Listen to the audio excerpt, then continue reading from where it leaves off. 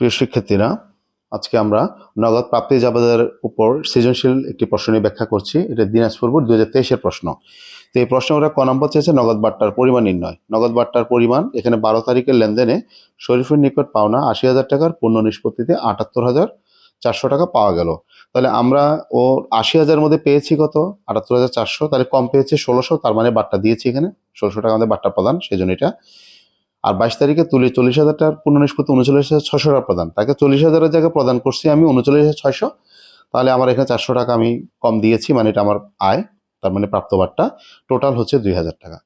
এরপর নগদ প্রাপ্তি জাবেদা তৈরি করো। তো আমরা এখন একটি নগদ প্রাপ্তি জাবেদা এটি ব্যাখ্যা করবো যে নগদ প্রাপ্তি জাবেদাটা আমরা কিভাবে করব।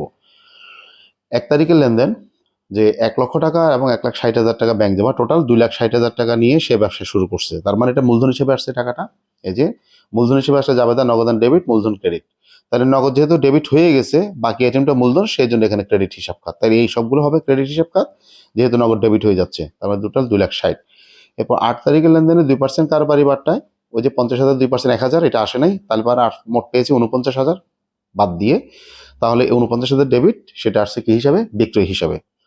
এরপরে আমাদের 12 তারিখে যে 80,000 টাকার মধ্যে পেয়েছি 78,400, তাহলে 78,400 পাইলাম নগদে ডেবিট, পাইলাম নগদ।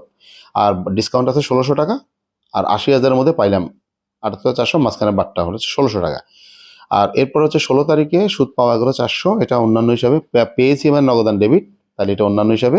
তাহলে এই টোটাল নগদান দুইটা যোগ করলে হয় 3,93,000, আর এই 3 ডেবিট ক্রেডিট মিলে যোগ করলে 3,93,000। এই ডেবিট ক্রেডিট আমাদের কি হয়ে যাবে? সমান হয়ে যাবে। তো এরপরে আমাদের আরেকটা প্রশ্ন চেয়েছে তারা, যে নগদ প্রাপ্তি জাবেদা যে লেনদেনগুলো আসবে না তাদের জাবেদা দাখিলা দেখাও। এখন কোন কোন লেনদেনগুলো আসবে না আমাদেরকে একটু এটা নিয়ে ভাবতে হবে, যে কোন কোন লেনদেনগুলো নিয়ে আসবে না। মার্চের 4 তারিখ অনাদায়ী পাওনা, অনগদ, অনাদায়ী পাওনা, অনগদ লেনদেন, এগুলো এখানে আসে না, তাহলে এই লেনদেনটা আসেনি, তার জার্নালটা। 10 তারিখে বলছে যে আসবাবপত্রের উপর অবচয়, অবচয় একটি অনগদ লেনদেন, এটিও এখানে আসেনি। 14 তারিখ বলছে বাকিতে পণ্য বিক্রয়, নগদের কাজ করতেছি, বাকিতে কোনো কিছু এখানে আসবে না, তাহলে 14 তারিখও আসেনি।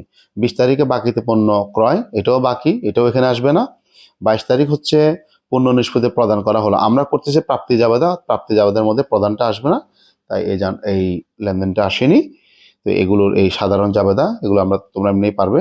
তো পরবর্তী ভিডিও দেখার আমন্ত্রণ রইল। আজ এ পর্যন্তই।